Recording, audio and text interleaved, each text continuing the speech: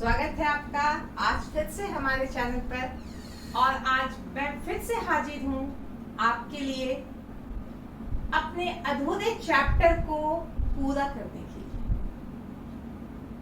Vienna Congress, इससे पहले मैंने आपको बताया था, उसके एक भाग पर हमने प्रकाश डाला था। बहुत ही सरलता से, बहुत ही सहजता के साथ शायद आप लोगों को समझने में परेशानी नहीं हुई होगी। आज मैं वियना कांग्रेस का अगला भाग आपके सामने रख रही हूं और यह भी एक महत्वपूर्ण भाग है। यूरोप के इतिहास की हम बात करें या विश्व इतिहास की बात करें तो वियना कांग्रेस का बहुत अधिक महत्व हमने देखा है, देखेंगे। चूंकि यह आधुनिक विश्व की एक बहुत बड़ी घटना थी, इसीलिए हमें इसे जानना भी चाहिए। आप इस वीडियो को पूरा देखिए समझने के लिए। अच्छा लगे लाइक कीजिए, कमेंट कीजिए। काम की बात अब हो जाए। वियना कांग्रेस यानी वियना सम्मेलन, मैंने पिछले क्लास में बताया कि यह क्यों बुलाया गया था, किसने बुलाई थी यह सम्मेलन।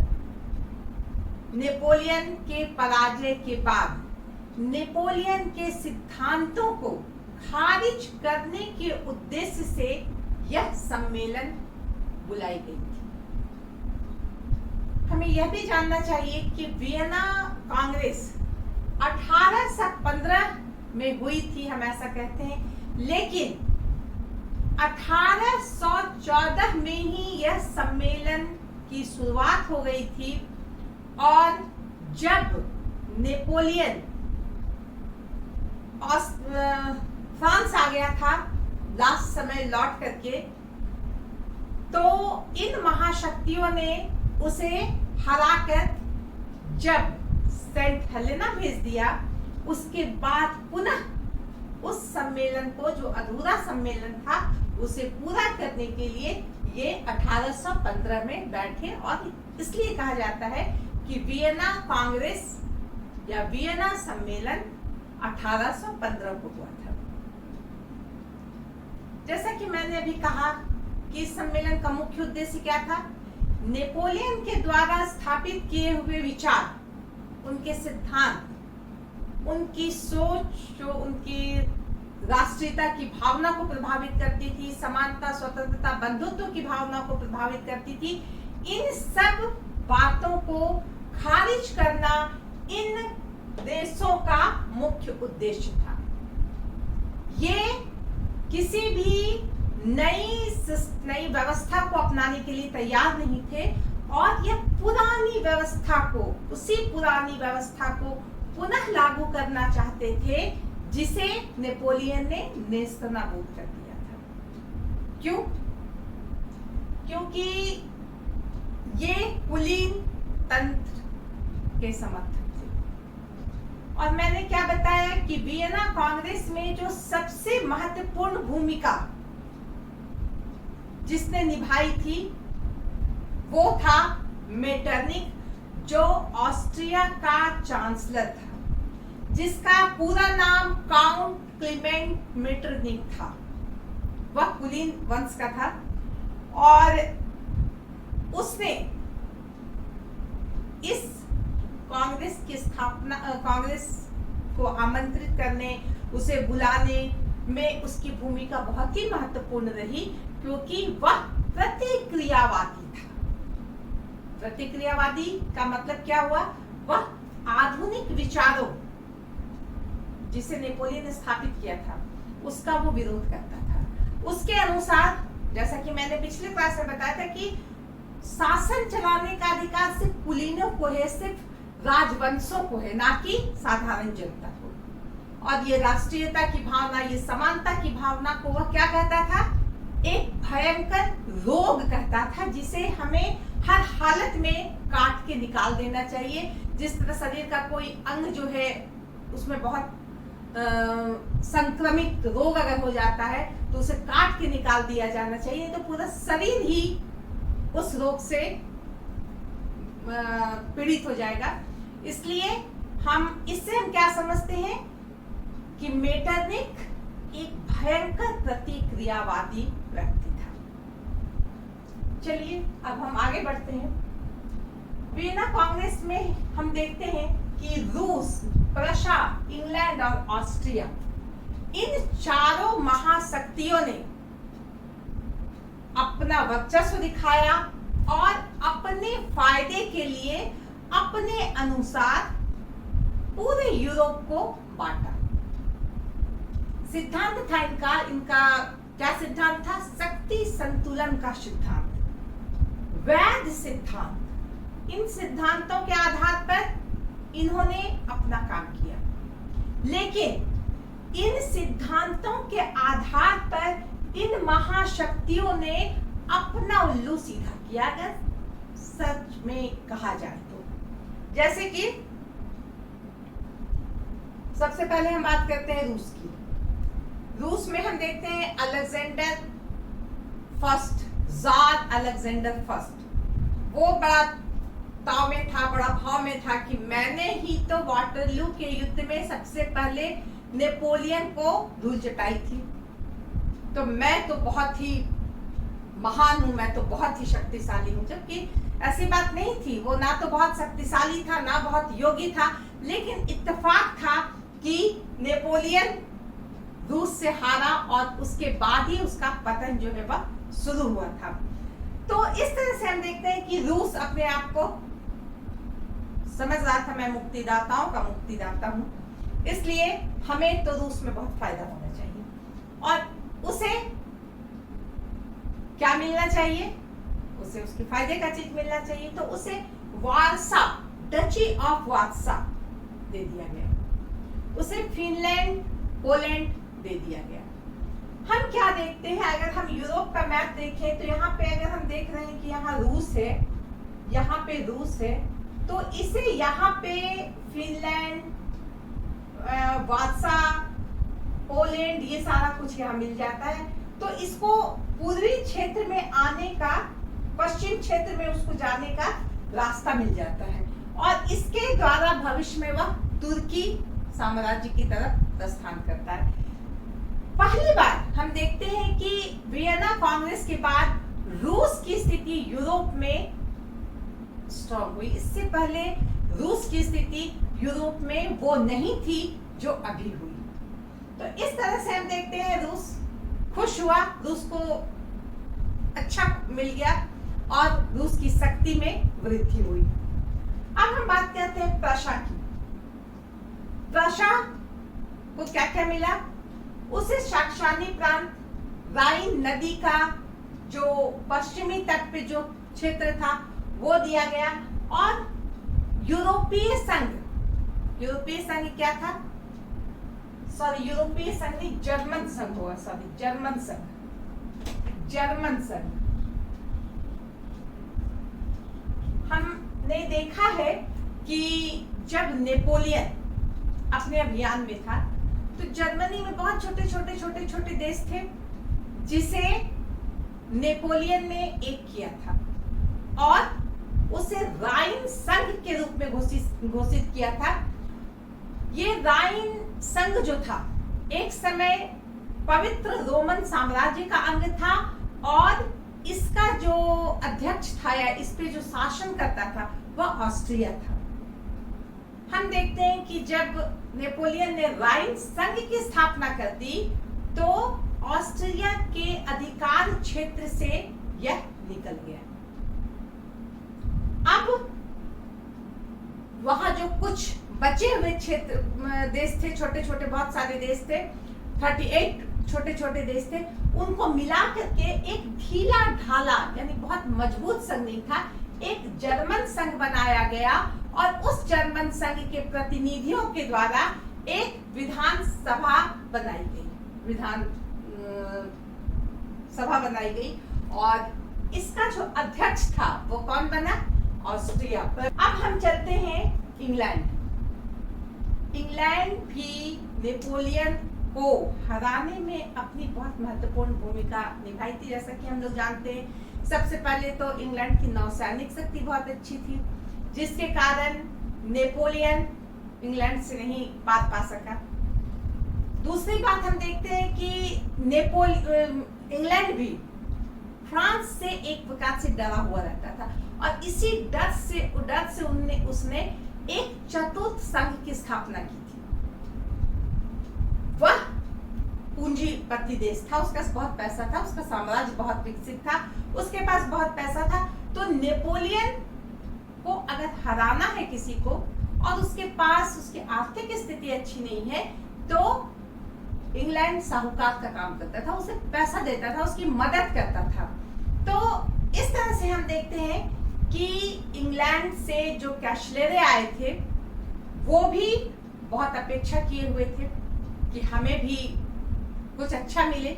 ये अलग बात है कि कैशलेरे ऑस्ट्रिया के मेटरनिक के जैसे बहुत भयंकर प्रतिक्रियावादी नहीं थे, ये थोड़े उदार थे। लेकिन चूंकि इन चारों में इंग्लैंड का भी बहुत अच्छा स्थान था, तो इसे भी अपने फायदे की चीज मिलने में इसे क्या घाटा था। तो इसे क्या किया गया, भूमध्य सागर में जो माल्टा का क्षेत्र था, आयोनियन द्वीप था, ये सारा कुछ इसे दिया गया।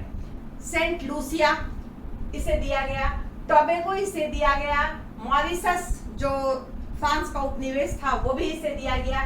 कैप ऑफ गुड होप हम देखते हैं, दक्षिण अफ्रीका में जो कैप ऑफ गुड होप है, ये भी इंग्लैंड को दिया गया। श्रीलंका ये हॉलैंड के पास था, यह भी जो है इंग्लैंड को दिया गया। हमने पिछले चैप्टर में पढ़ा था पुरस्कार और दंड की व्यवस्था, जिसका मतलब क्या था कि जिसने नेपोलियन का साथ दिया उसे दंड देना पड़ा।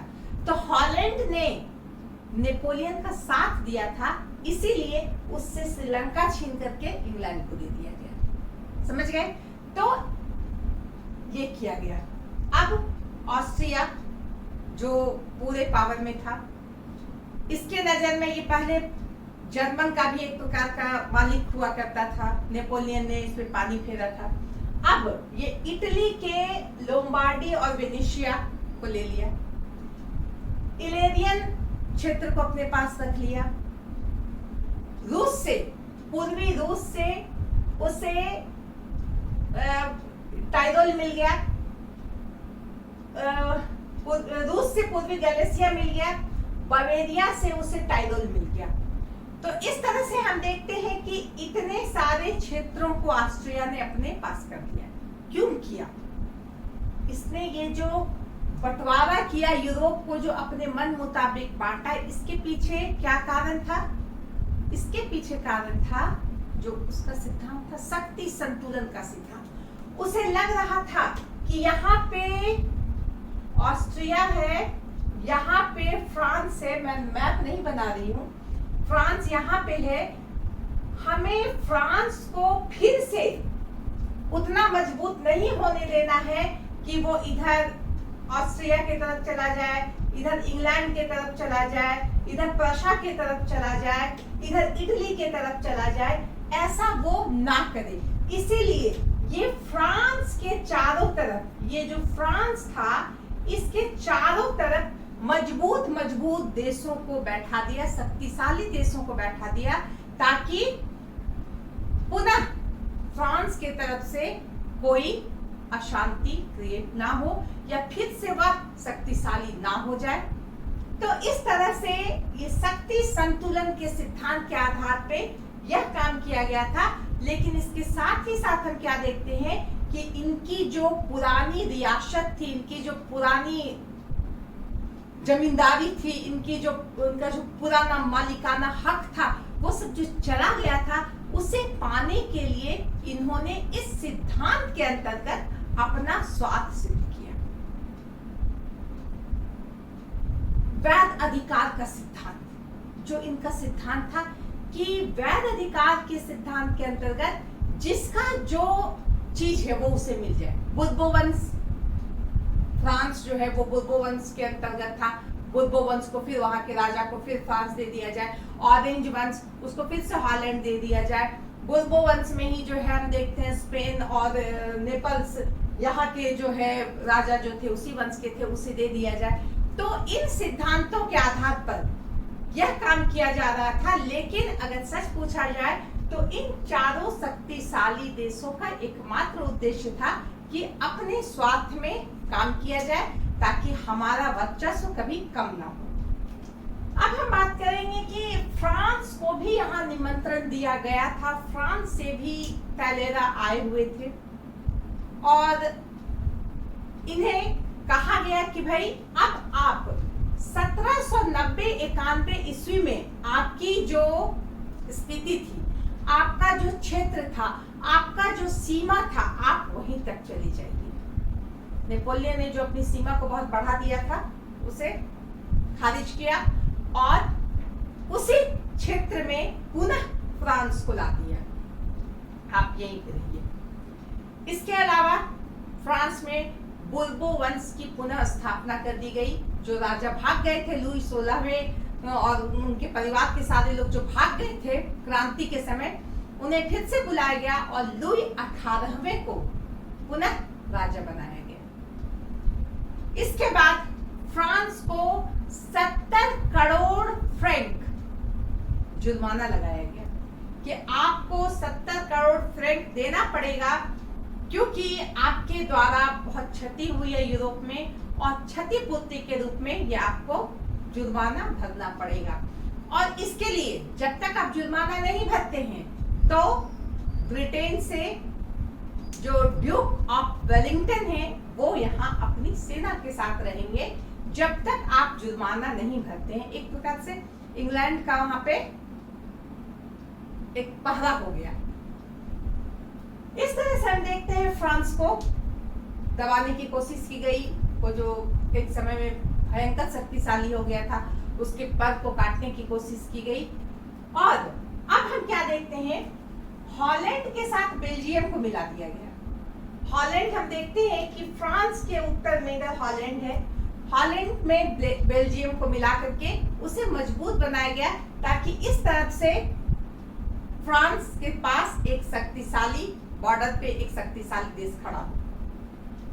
सार्डिनिया इधर दक्षिण में हम देखते हैं कि सार्डिनिया जो एक राज्य था उससे बड़ा किया गया, उसे मजबूत बनाया गया। उसमें जो है सेवॉय, पिडमॉन्ट और जिनोआ ये मिला दिया गया और सार्डिनिया को काफी मजबूत कर दिया गया।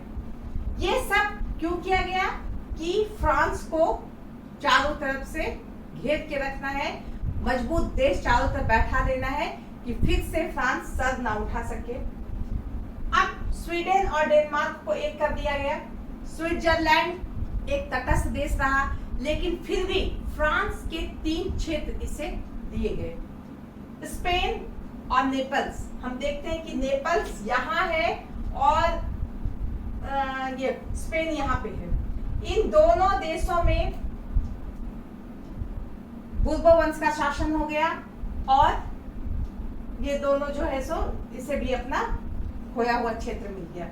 तो इस तरह से हम देखते हैं कि कांग्रेस, वियना कांग्रेस में इन नेताओं ने मेटरनिक से लेके कैशलेरी से लेकर अलेक्जेंडर फर्स्ट से लेकर के फ्रेडरिक तक सभी ने अपनी महत्वाकांक्षा को पूर्ण किया। अब हम इसके मूल्यांकन की बात करेंगे। जैसा कि हम जानते हैं सवाल अक्सर आता है, वियना कांग्रेस से आप क्या समझते हैं, वियना कांग्रेस का मूल्यांकन कीजिए। आप कैसे कर सकते हैं कि 4 महाशक्तियों ने वियना कांग्रेस के द्वारा यूरोप को बांट दिया, या वियना कांग्रेस में किस तरह से बंटवारा हुआ यूरोप के क्षेत्रों का, और इसका मूल्यांकन कीजिए, इसमें क्या गुण थे, क्या दोष थे। इस तरह से बहुत सारे सवाल वियना कांग्रेस से हमारे पास आते हैं जो बहुत ही महत्वपूर्ण होते हैं।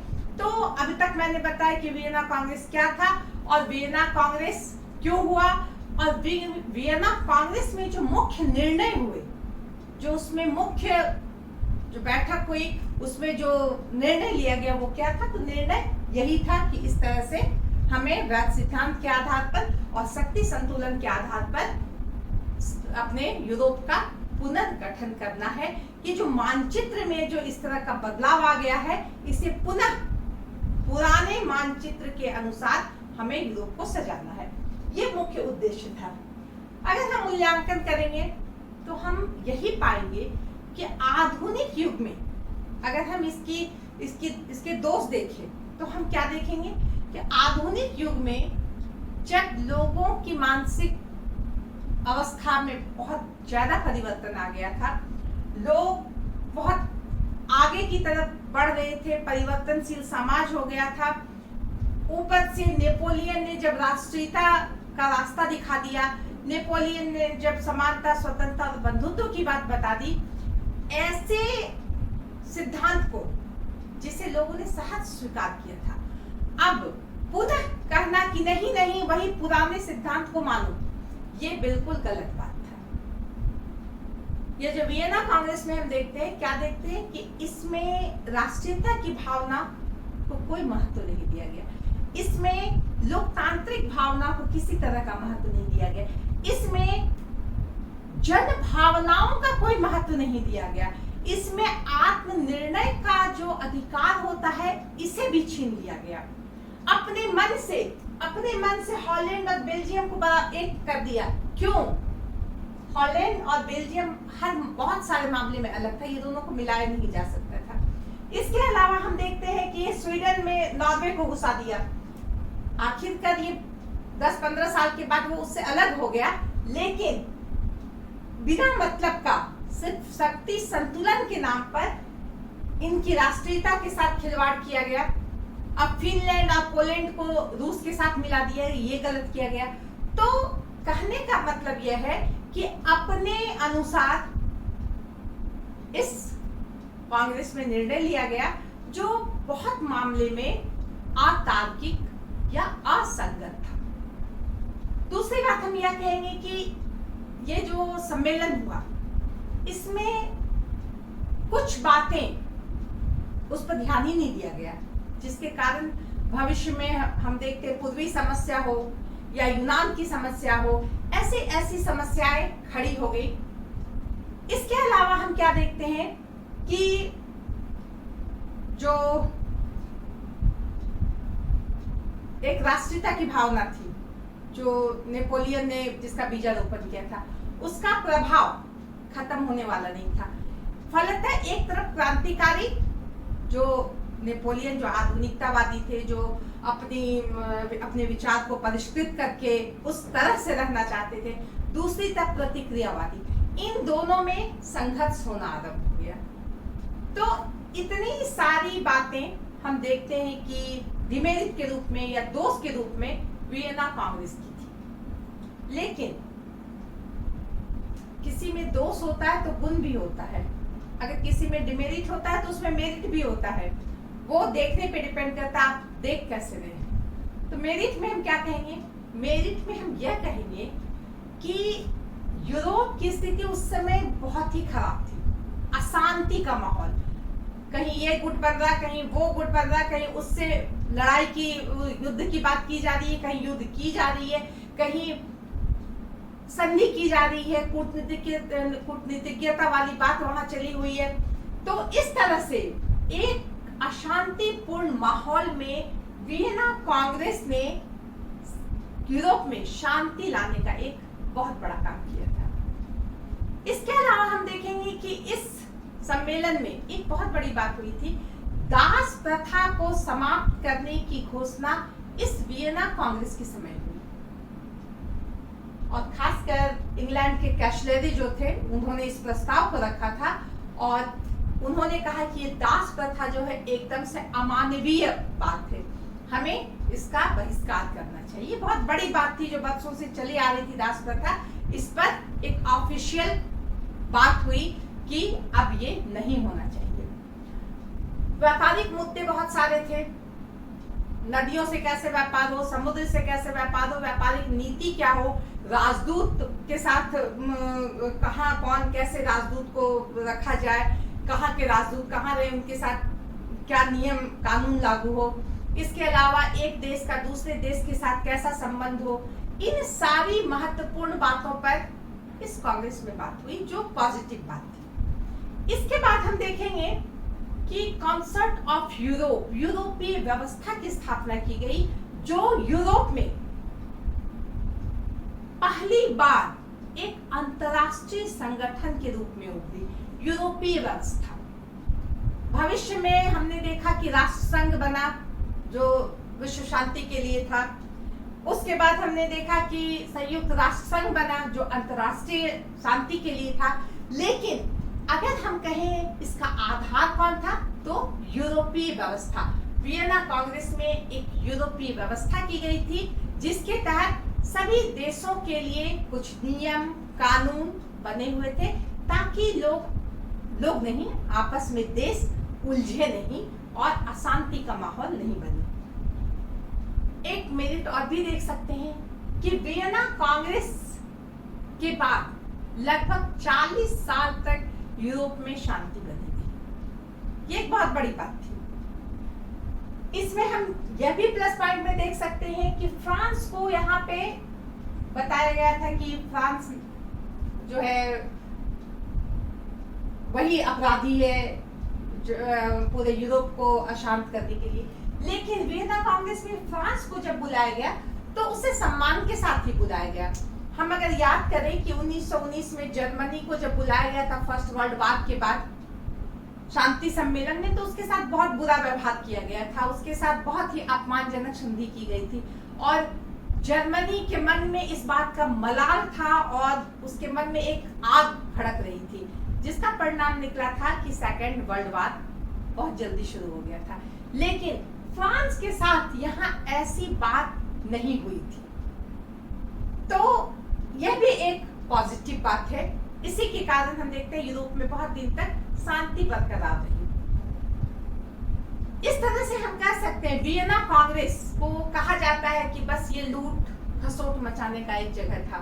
यहाँ पे लोग बड़े बड़े राजा महाराजा आए थे, मन भर के बढ़िया बढ़िया खाना दावतें उड़ाते थे, बहुत शौक फरमाते थे, बहुत मनोरंजन करते थे और इन्होंने बस सोए सोए बैठे बैठे मनोरंजन करते करते इन्होंने इधर से उधर काट दिया यूरोप को, इधर से उधर काट दिया यूरोप को, ऐसा कहा जाता है।